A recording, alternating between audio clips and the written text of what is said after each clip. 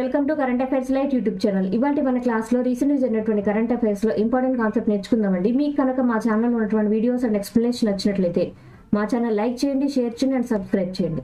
Welcome to current affairs light YouTube channel. ఇవాళ మన concept వచ్చేసి ఆస్ట్రేలియాకి చెందినటువంటి ఇంకొక న్యూస్ ఏంటంటే, ఆస్ట్రేలియాలో నియర్లీ 750 రకాలైనటువంటి కొత్త జాతులు అనేవి గుర్తించబడ్డాయి. ఎటువంటి విషయాలంటే చాలా జంతువులు రకాలన్నింటిలో చాలా వాటిలో కనుగొనబడ్డాయి. వాటిలో కొత్త రకం ఏంటంటే లాఫింగ్ ఫ్రాగ్ అనేది కొత్తగా కనుగొన్నారు. లాఫింగ్ ఫ్రాగ్ అనేది ఎక్కడ కనిపించిందంటే ఆస్ట్రేలియాలో అనమాట. చాలా రకాలైనటువంటి భిన్న జాతులు, కొత్త రకాలైనటువంటి జీవులు అనేవి ఆస్ట్రేలియాలో ఈ మధ్యకాలంలో ఎక్కువగా గుర్తించబడ్డాయి. సో ఆస్ట్రేలియా పరంగా నేషనల్ స్పీసీస్ లిస్ట్ అనమాట. అంటే ఆ దేశంలో ఉన్నటువంటి జంతువులన్నిటి జాబితాలో కొత్తగా 750 రకాలైనటువంటి కొత్త జీవులు అనేవి గుర్తించబడ్డాయి. అండ్ వీటిలో మెయిన్గా వెస్ట్రన్ లాఫింగ్ ట్రీ ఫ్రాగ్ అనేది కొత్తగా గుర్తించబడిన వాటిలో ఉంది. ఎందుకంటే అది నవ్వుతుంది అనమాట. ఫ్రాగ్ అనేది ఎక్కువగా నవ్వటం అనేది జరుగుతుంది, అందుకని దానికి లాఫింగ్ ఫ్రాగ్ అని పేరు పెట్టారు. అవి అండ్ దాంతోపాటు డేవిడ్ అటన్బర్గ్ ఓర్మ్ అనమాట. ఇది ఒక పురుగు లాంటిది అండ్ దానికి డేవిడ్ అటన్బర్గ్ ఓర్మ్ అనేటువంటి పేరు అనేది ఇవ్వడం జరిగింది. ఇదేంటంటే కలర్ఫుల్గా గ్లోయింగ్గా ఉంది. అది సముద్రం దగ్గర ప్రాంతాల్లో ఉండేటువంటి ఒక పురుగు లాంటిది, ఓర్మ్ అనమాట. అండ్ సర్ డేవిడ్ అటన్బర్గ్ గారు దీనికి కనుగొన్నారు కాబట్టి ఆయన పేరును గుర్తిస్తూ డేవిడ్ అటన్బర్గ్ ఓర్మ్ అని దీనికి పేరు ఇవ్వడం జరిగింది. అండ్ దాంతోపాటు క్రాకింగ్ క్లే పిల్బారా పిల్గాలి. సో ఇది వచ్చేసి ఒక మౌస్ లాంటిది అనమాట. మౌస్ అంటే మనం చూసేటువంటి ఎలకల్ లాంటిదే, కానీ దాని ముక్క అనేది కొంచెం డిఫరెంట్గా ఉంటుంది. ఇది అంటే ష్రూ అంటే ఒక రకమైనటువంటి ఎలక లాంటిది అనమాట, ఒక మౌస్ లాంటిదే. కొత్త రకమైనటువంటి జాతి ఇందులో కొత్తగా కనిపిస్తుంది. ఈ మొత్తం కొత్త రకమైనటువంటి జీవులు ఎక్కడ కనుగొనబడ్డాయి అంటే ఆస్ట్రేలియాలో. ఎస్పెషల్లీ లాఫింగ్ ఫ్రాగ్ అనేది ఎక్కువ హైలైట్ అయింది న్యూస్ పరంగా. అరుణ్ గోయల్ గారు క్రొయేషియా దేశానికి మన దేశం నుంచి నెక్స్ట్ అంబాసిడర్గా నియమితులవ్వడం జరిగింది. అరుణ్ గోయల్ గారు ఇండియా తరపున నెక్స్ట్ అంబాసిడర్ టు క్రొయేషియా.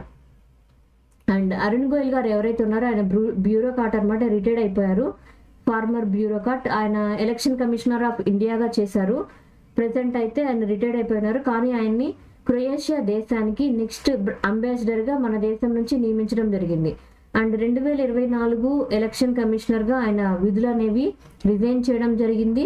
ఈ యొక్క న్యూ రోల్లో అంటే ఈ యొక్క పదవిలో కొత్తగా అంబాసిడర్గా ఆయన త్వరలోనే జాయిన్ అవుతారు. సో ఆయన అయితే 1985 బ్యాచ్కి చెందినటువంటి IAS ఆఫీసర్ అనమాట. పంజాబ్ రాష్ట్రానికి చెందినటువంటి వ్యక్తి. ఆయన వాలంటరీ రిటైర్మెంట్ అనేది తీసుకొని ఉన్నారు, కానీ ఆయన్ని ఈ యొక్క క్రొయేషియా దేశానికి అంబాసిడర్గా నియమించడం జరిగింది. So new dancing girls ginger spices అనమాట ఎక్కడ కనుగొనబడ్డాయి అంటే ఇండియాలోనే గుర్తించబడ్డాయి. డాన్సింగ్ గర్ల్స్ అన్నామంటే ఇక్కడ ఏంటంటే జింజర్ రకాలు, అంటే అల్లం మొక్కలు ఏవైతే ఉన్నాయో జింజర్ రకాలు, వాటిలో ఇవి డాన్స్ చేస్తున్నట్టు వాటి పూలు అనేవి డాన్స్ చేస్తున్నటువంటి మొక్కల్లాగా కనిపిస్తున్నాయి అనమాట. అందుకే వాటికి డాన్సింగ్ గర్ల్స్ అనేటువంటి పేరు అనేది ఇవ్వడం జరిగింది. ఇది కొత్త రకమైనటువంటి జింజర్ రకాలు. ఎవరు గుర్తించారంటే IISER మన దేశానికి చెందినటువంటి రీసెర్చ్ విభాగం ఏదైతే ఉందో భోపాల్లో, వాళ్ళు ఈ యొక్క కొత్త రకమైనటువంటి జింజర్ రకాలని గుర్తించడం జరిగింది. వాటి పేర్లు వచ్చేసి గ్లోబ్బా టెరియన్సిస్ అండ్ గ్లోబ్బా జానకి అండ్ గ్లోబ్బా యాదవైనా. ఇవన్నీ కూడా ఇక్కడ ఏ రాష్ట్రంలో ఎక్కువగా కనిపించాయంటే మిజోరం అండ్ మేఘాలయ రాష్ట్రాల్లో ఇవి ఎక్కువగా కనిపించాయి. అండ్ ఈ యొక్క రకాలు ఏవైతే ఉన్నాయో కొత్త రకమైనటువంటి అల్లం రకాలు ఏవైతే ఉన్నాయో అవి గ్లోబ్బా జీనస్. అండ్ దీంతో పాటు ఏంటంటే వాటి యొక్క ఫ్లవర్స్ ఏవైతే ఉన్నాయో అవి వెరైటీగా ఉన్నాయి అనమాట.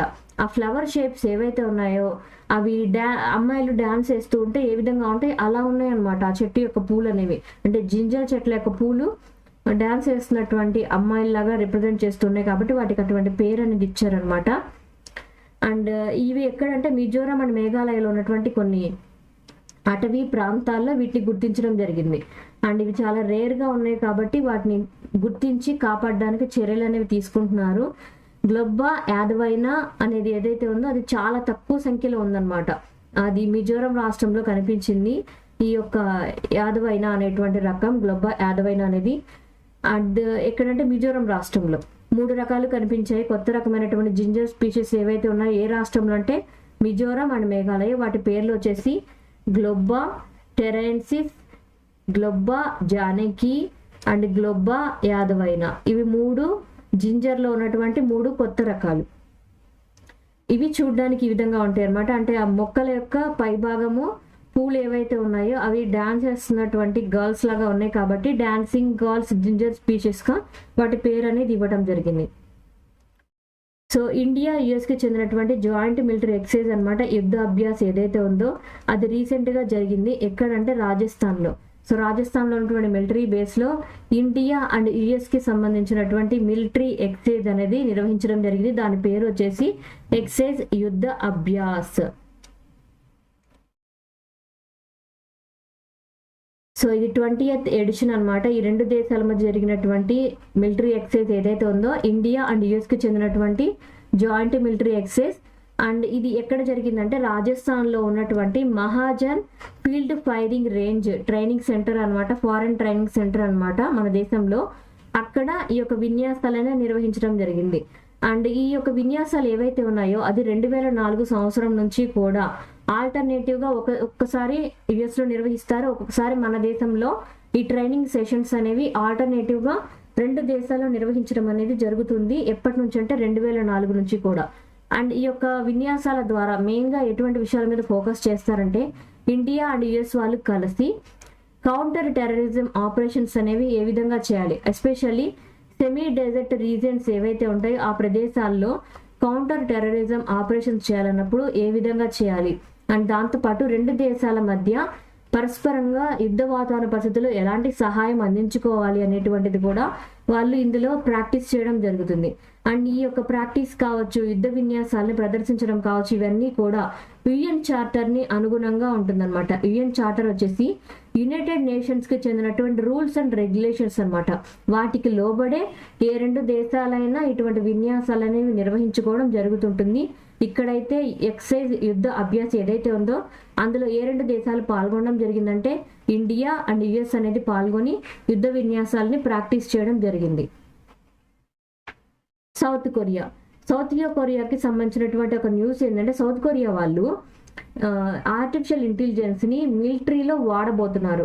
సో దానికి సంబంధించినటువంటి అన్ని విషయాల్ని ఒక మీటింగ్ ద్వారా చర్చా వేదిక పెట్టి ఎటువంటి విషయాల్లో యుద్ధం పరంగా లేదా మన మిలిటరీ పరంగా తీసుకొని రావాలి ఆర్టిఫిషియల్ ఇంటెలిజెన్స్ని అని వాళ్ళు ఒక చర్చా వేదిక ద్వారా అందరికీ తెలియజేశారనమాట. సో సౌత్ కొరియా యొక్క ఆర్మీ పరంగా ఇక మీదట ఆర్టిఫిషియల్ ఇంటెలిజెన్స్ అనేది వాడబోతున్నారు. అండ్ సౌత్ కొరియా వాళ్ళైతే టెక్నాలజీ పరంగా అండ్ ఇంటర్నెట్ పరంగా కూడా వాళ్ళు ఎప్పుడు హై స్పీడ్లో ఉంటారు. వాళ్ళ పరంగా ఏంటంటే టెక్నాలజీని బెస్ట్గా తీసుకున్నారు, ఆర్థికంగా కూడా చాలా బెటర్గా ఉంటారు. వాళ్ళ యొక్క ఆర్థిక ప్రగతి కూడా చాలా ఎక్కువగా ఉంటుంది అనమాట. సో సౌత్ కొరియాకి చెందినటువంటి ఇంటర్నేషనల్ సమ్మిట్ ఏదైతే ఉందో అది సెప్టెంబర్ 9th జరిగింది. దానిలో భాగంగా ఏంటంటే రెస్పాన్సిబుల్ ఏఐ ఏదైతే ఉందో అంటే ఆర్టిఫిషియల్ ఇంటెలిజెన్స్ని మంచిగా వాడుకోవాలి, చెడు విషయాలకు కాకుండా మన మిలిటరీ పరంగా మనుషుల్ని కాపాడడానికి లేదా మన దేశాన్ని కాపాడుకోవడానికి ఎలా వాడాలి అనేటువంటి విషయాల మీద వాళ్ళు ఒక డేటా అనేది రిలీజ్ చేయడం జరిగిందనమాట. ఓవర్ 90 కంట్రీస్ పరంగా అయితే ఇలా వాడుకోవాలి అని ఎప్పటి నుంచో అనుకుంటున్నారు. చాలా దేశాలకు చెందినటువంటి ప్రతినిధులు కూడా ఇందులో పాల్గొన్నారు. యుఎస్, చైనా, ఇండియా ఇంకా చాలా దేశాలకు చెందినటువంటి వ్యక్తులందరూ కూడా సౌత్ కొరియా రాజధాని సౌత్ కొరియాలో ఉన్నటువంటి సియోల్లో జరిగినటువంటి ఈ మీటింగ్కి హాజరవడం జరిగింది అనమాట. 2 రోజుల పాటు ఈ మీటింగ్ అనేది జరిగింది.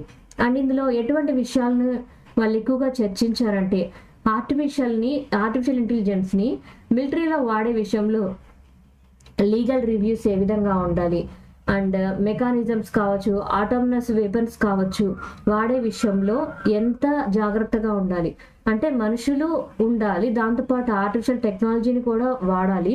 కానీ ఆర్టిఫిషియల్ ఇంటెలిజెన్స్ని వాడుకునే విషయంలో న్యాయపరంగా వాడుకోవాలన్నమాట. శత్రువుల మీద వాడేటప్పుడు కూడా మనం న్యాయంగా యుద్ధం చేసి గెలవాలి అన్న విధంగానే న్యాయంగానే వెపన్స్ని కావచ్చు, ఆర్టిఫిషియల్ ఇంటెలిజెన్స్ని కూడా వాడే విషయంలో న్యాయంగా ఉండే విధంగానే యుద్ధంలోకి వాడబోతున్నారు. అండ్ దానికోసమే కొన్ని గైడ్ లైన్స్ అనేవి ఆర్టిఫిషియల్ ఇంటెలిజెన్స్ కల్పిస్తూ ఆర్టిఫిషియల్ ఇంటెలిజెన్స్ని మిలిటరీ అప్లికేషన్స్ లో వాడుకోబోతున్నాం, ఈ విధమైనటువంటి రూల్స్ పెట్టుకున్నామని ప్రపంచానికి తెలియజేసింది ఏ దేశం అంటే సౌత్ కొరియా. సో నేపాల్ దేశం ప్రెసెంట్ న్యూస్లోకి వచ్చింది. ఎందుకంటే ఇంటర్నేషనల్ సోలార్ అలయన్స్ ఏదైతే ఉందో దానిలో 101వ మెంబర్గా నేపాల్ జాయిన్ అవ్వడం జరిగింది. ఈ ఇంటర్నేషనల్ సోలార్ అలయన్స్ ఏదైతే ఉందో దీన్ని స్టార్ట్ చేసినటువంటిది ఎవరంటే మన ఇండియానే. సో ఇండియా స్టార్ట్ చేసినటువంటి దీంట్లో భూమధ్య రేఖకి అండ్ కర్కాటక రేఖకి మకర రేఖకి మధ్యలో ఉన్నటువంటి దేశాలు ఏవైతే ఉన్నాయో అవన్నీ కూడా ఈ యొక్క ఇంటర్నేషనల్ సోలార్ అలయన్స్లో జాయిన్ అవ్వడం జరిగిందనమాట. అందులోనే నేపాల్ కూడా 101వ దేశంగా ఈ మధ్య కాలంలో జాయిన్ అవ్వడం జరిగింది. సో నేపాల్లో ఈ యొక్క ఎక్స్టర్నల్ అఫైర్స్ మినిస్టర్గా ఇన్ఛార్జ్గా ఉన్నటువంటి సురేంద్ర థాపా గారు ఈ యొక్క మీటింగ్ని రాటిఫికేషన్ చేశారు. అంటే ఇంటర్నేషనల్ సోలార్ అలయన్స్లో జాయిన్ అవుతున్నామని రాటిఫికేషన్ అంటే కన్ఫర్మేషన్ చేసి జాయిన్ అవ్వడం జరిగింది. ఎక్కడ చేశారంటే న్యూఢిల్లీలో. అండ్ ఈ రాటిఫికేషన్ అండ్ ఫార్మలైజేషన్ చేయడం ద్వారా ఏంటంటే డాక్టర్ థాపా గారు అండ్ అభిషేక్ సింగ్ అనమాట, మన దేశానికి చెందినటువంటి joint secretary Indian ministry of external affairs, వాళ్ళిద్దరూ కలిసి మేము కూడా అంటే నేపాల్ కూడా వచ్చి మన దేశం ఏర్పాటు చేసినటువంటి ఇంటర్నేషనల్ సోలార్ అలయన్స్లో జాయిన్ అవుతున్నట్టుగా నేపాల్ దేశానికి చెందినటువంటి ప్రతినిధి సంతకం చేయడం జరిగింది. ఇంటర్నేషనల్ సోలార్ అలయన్స్ యొక్క హెడ్ క్వార్టర్స్ ఎక్కడ ఉందంటే గురుగ్రామ్ అనమాట. 100వ దేశం అంటే ఇంటర్నేషనల్ సోలార్ అలయన్స్లో జాయిన్ అయినటువంటి 100వ దేశం ఏంటంటే పరాగ్వే. మన దేశం మెంబరా అంటే మన దేశమే స్టార్ట్ చేసింది, మన దేశమే మెంబర్గా మెయిన్గా ఉంటుంది. అండ్ అన్ని దేశాలను కూడా ఇందులో కలుపుకొని సోలార్ అలయన్స్లో భాగం ఎందుకోసం అంటే మనం ప్రకృతి వనరులను కాపాడుకోవాలి, సౌరశక్తిని ఎక్కువగా వినియోగించుకోవాలి, మనం కర్బనోద్గారాలను తగ్గించాలి. ఇట్లా చాలా అంశాలని దృష్టిలో ఉంచుకొని ఇంటర్నేషనల్ సోలార్ అలయన్స్ అనేది ఏర్పాటు చేసి మన దేశం అన్ని దేశాలతో సహకారంతో ముందుకు వెళ్తూ ఉందన్నమాట. Thank you for watching my video. మీకు కనుక నా వీడియోని ఎక్స్ప్లెనేషన్ నచ్చినట్లయితే నా వీడియోస్ లైక్ చేయండి, షేర్ చేయండి అండ్ సబ్స్క్రైబ్ చేయండి. మీకు నా వీడియోస్ ఏ విధంగా అనిపిస్తున్నాయో నాకు కామెంట్ సెక్షన్లో తెలియజేయండి. Thank you for watching my video. Thank you.